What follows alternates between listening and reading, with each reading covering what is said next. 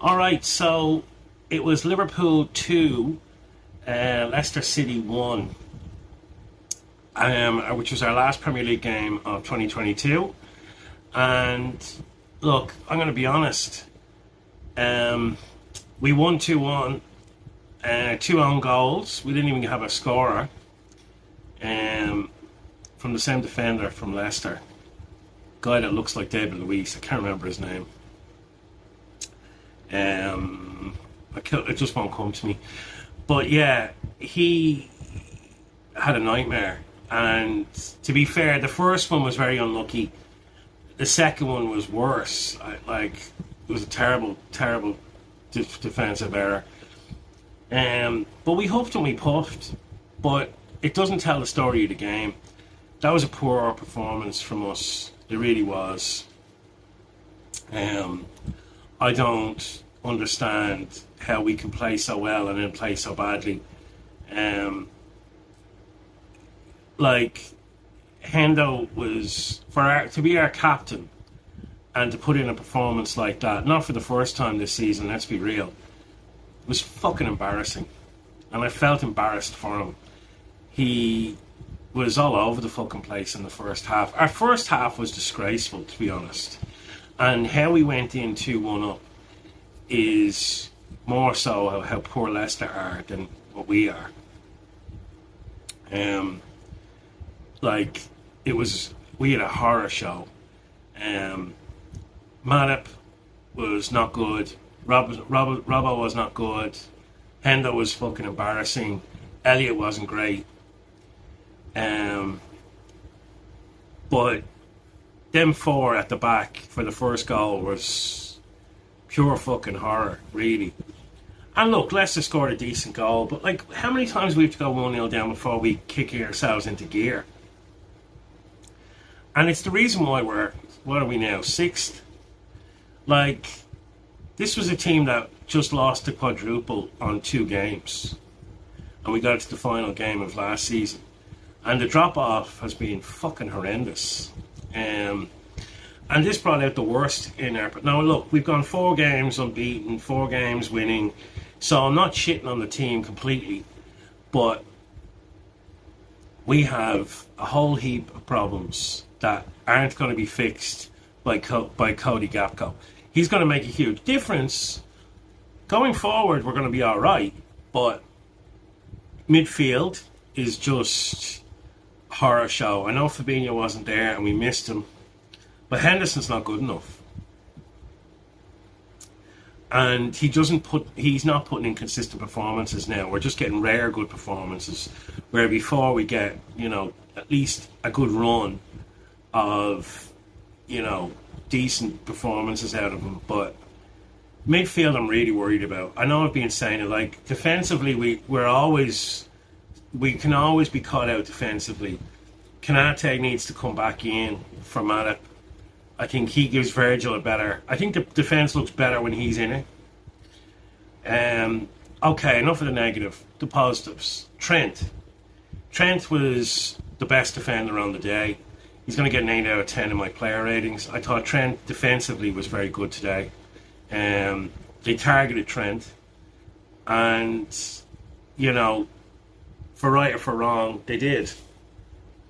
Now, I don't think it's unfair to say that Trent has been suspect at the back, but I thought he did really well against Harvey Barnes, who is a decent winger. Not world class or anything, but he can cause a lot of problems. But I'm going to be honest, they were lucky. We were lucky to win that. When you balance it all up, I know we had a lot of chances, but we didn't take them. Darwin Núñez, I see some cruel shit online about being compared to Timo Werner. Let's not get into that. And don't even encourage that shit. Nothing like him. Timo Werner couldn't hit a fucking barn door if it was standing in front of him. This is not the same player. You can see that he's just pure unlucky, but it's gonna be okay. Salah didn't have a great day today. He missed a lot. Oxlade-Chamberlain, he was all right, but he's no Luis Diaz, and he's certainly not going to be a Cody Gapco. And, you know, as I said, when we take our best players out of the team, we're fucking average. But I'm really worried about midfield. We really need a midfielder. Like, really need a midfielder. If not two. Because, you know, Thiago is an injury-prone player, even though he was my man of the match. That won't make Lappy happy, but I thought Thiago was my man of the match. I thought he was really good today, but he was doing it on his own. Look, 2023, top four is what we have to look for. A decent run in the Champions League, and let's hope for that. But we've got Real Madrid in February, and we really need to start playing better than that. It wasn't a very good day, especially at home. But look, 2022 has been a really good season for Liverpool. We were close to the quadruple. We didn't get there. I think we are still suffering a little bit of a hangover this start of the season. As I said, we're 2 points off fourth, 12 points off top. You know, Spurs and Man United are ahead of us. Yeah, it could be a lot better, but it also could be a lot worse. I'm hoping for a better 2023, and you know, we'll obviously support the boys, but we need a midfielder in January if we don't want to write this fucking season off. Because what's the point waiting until the summer? Let's try and fix the fucking thing now, so we can not write this season off. Anyway, that's my last one of this year. So I want to wish you all a happy and peaceful new year, and I will be back in the new year with videos. Hit the like and subscribe button if you wouldn't mind. The videos are getting loads of views, but not getting enough subscribes and likes or dislikes. If you don't agree, write your comments down below. But yeah, if you could do that, it would be really good. And thanks for watching. Cheers, guys. Okay, good morning, good afternoon, and good evening, and welcome to our player ratings for the Liverpool versus Leicester City last home game of 2022. 2-1 was the final result. This is the player ratings for Liverpool. Okay, we'll start in goal. Ali gets a 7. He didn't have any chance with the first goal that they scored because our defence and midfield just fucking opened the door and let them walk in. But he did well in the second half, made some saves. Trent gets an 8. I thought he did really well defensively. Maybe not as well offensively, but defensively he was excellent. And, you know, I call him out enough times when he doesn't do well at the back, but he really did well today. Matip 5. He looked Bambi on ice a little bit today. Virgil 7. Wasn't a vintage Virgil performance. He was a little bit sloppy, I thought, but 7 nonetheless. Robbo 5. 6. Robbo wasn't too bad. First half he was horrendous. It was his fault for the goal as well at the start. Hendo 4. I've already ripped him in the review, so I'm not going to repeat myself. Elliott 5. He's too light for midfield when it gets physical. Gets pushed off the ball too easy. Thiago was my man of the match, 9, but he was doing it on his own. He was horsing into tackles, spraying the ball around. He's world class. Is he suited to our team? Some people don't agree. I think he is. I just think we need better ballers in midfield with him, and we would be tremendous. But Hendo and Elliott just weren't up to it today. We missed Fabinho. Mo Salah gets a 6.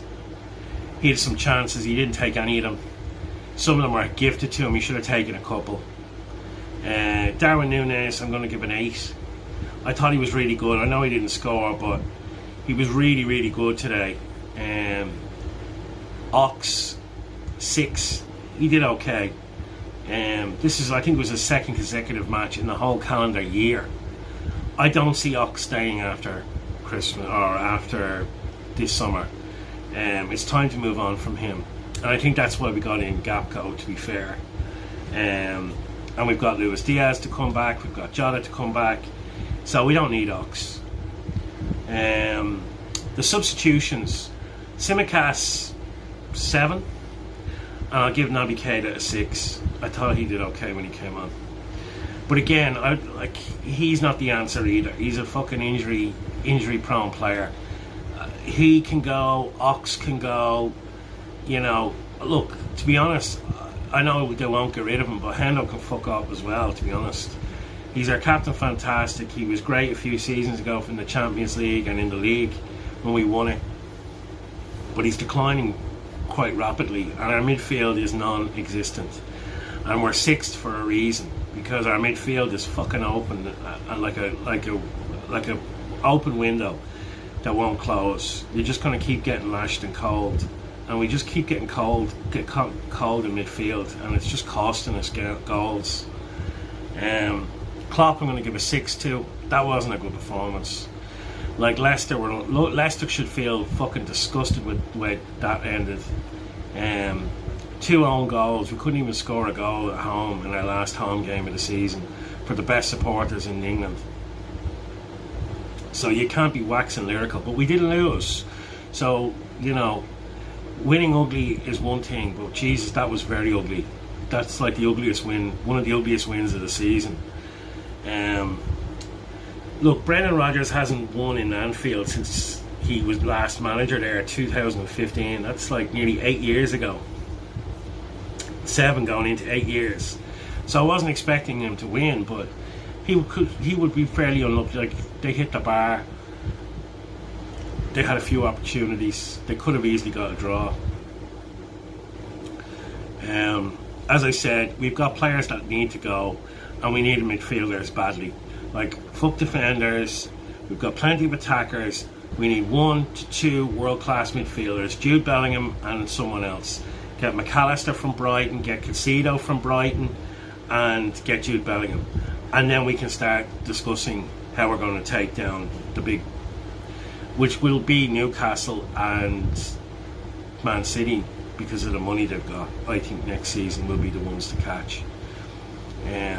I think Newcastle have done really well this year. I think Arsenal as well are looking really strong. Will they win it? I don't know. I'm waiting for the Arsenal collapse. It doesn't look like it's happened yet, but end of January, early February, start of March is when Arsenal usually start losing games. So if there's, as I said in a previous video, if they're still around the top or a point or two ahead in April, I'll start really considering them as maybe the league champions. But at the minute, I think City will catch them, and I think they will lose matches. We'll see. Anyway, that's it. Player rating's done. Thanks for watching and for subscribing and liking the video. Put your comments in below. And goodbye 2022, and welcome in 2023. I'll see you next year.